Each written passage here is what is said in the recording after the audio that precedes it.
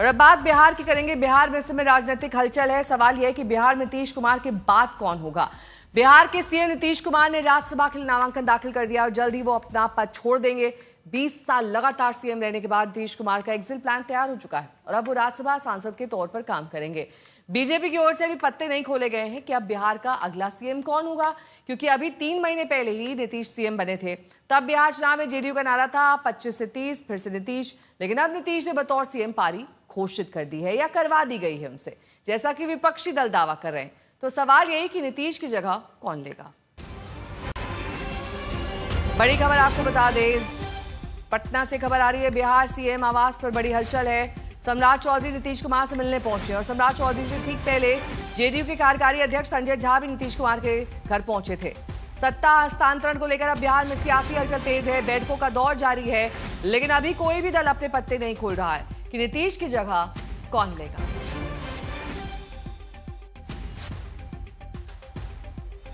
शशि भूषण मेरे सहयोगी जुड़ गए हैं तमाम जानकारी के साथ। उनके साथ दिलीप जायसवाल मौजूद हैं। दिलीप जायसवाल से ही पूछ लीजिए, शशि भूषण, कौन होगा अगला सीएम?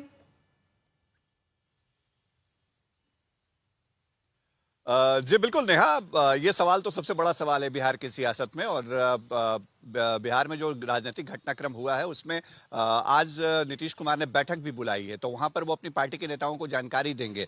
दिलीप जायसवाल जी खुद मेरे साथ हैं। नई सरकार के कवायद को लेकर नीतीश कुमार ने कल जो मैसेज दिया राज्यसभा नामांकन से पहले, उसके बाद तो ये तय माना रहा है दिलीप जी की अब सारी प्रक्रियाएं होंगी, नई कैबिनेट होंगी। तो ये जानकारी निकल के आ रही है, कब तक ये सब कुछ होगा? देखिए, 2005 के बाद आधुनिक बिहार के विश्वकर्मा श्री नीतीश कुमार जी, जो बिहार के मुख्यमंत्री हैं, उनका जो बिहार के विकास के लिए, विकसित बिहार के सपना को पूरा करने का जो उनका स्ट्रांग विल पावर था, मजबूत इच्छा शक्ति, आज सरकार उनके ही नेतृत्व में और उनके ही सानिध्य में यहाँ तक पहुँचा है। और आने वाले समय में भी नीतीश कुमार जी का सानिध्य बिहार के विकास के लक्ष्य को, जो उन्होंने सपना देखा है विकसित बिहार का, वो पूरा करने में काम आएगा। अभी उन्होंने कल जो है राज्यसभा सदस्य के लिए अपना नामांकन पर्चा भरा है और उन्होंने उसके बाद ट्वीट भी किया है। और नीतीश कुमार जी लगातार अपने दल के विधायकों से, सांसदों से संपर्क में हैं। और आपको जैसा कि मालूम है कि 16 तारीख को ये राज्यसभा का चुनाव होना है, चूंकि 6 उम्मीदवार खड़े हो गए हैं, तो इसलिए अभी कोई जल्दीबाजी नहीं है। अभी केंद्रीय नेतृत्व इन सब चीज़ों का फैसला लेता है और केंद्रीय नेतृत्व जो है अपने स्तर से, और सभी लोग आपस में विचार विमर्श कर रहे हैं। मतलब जो प्रक्रिया है वो अब 16 मार्च के बाद ही संभव है, जैसा कि लग रहा है कि ये प्रक्रिया 16 मार्च को, चूंकि इलेक्शन होना है, उसके बाद रिजल्ट आएगा, तो निश्चित रूप से माननीय नीतीश कुमार जी हमारे अभिभावक जो हैं, जो एक मजबूत स्तंभ हैं, राजनीतिक स्तंभ हैं, और उनका जो भी सोच होगा, जो विचार होगा, उसी हिसाब से जो है ये तय किया जाएगा। ये भी लगभग तय माना जा रहा है कि पहली दफे बीजेपी का मुख्यमंत्री होगा बिहार में अपना।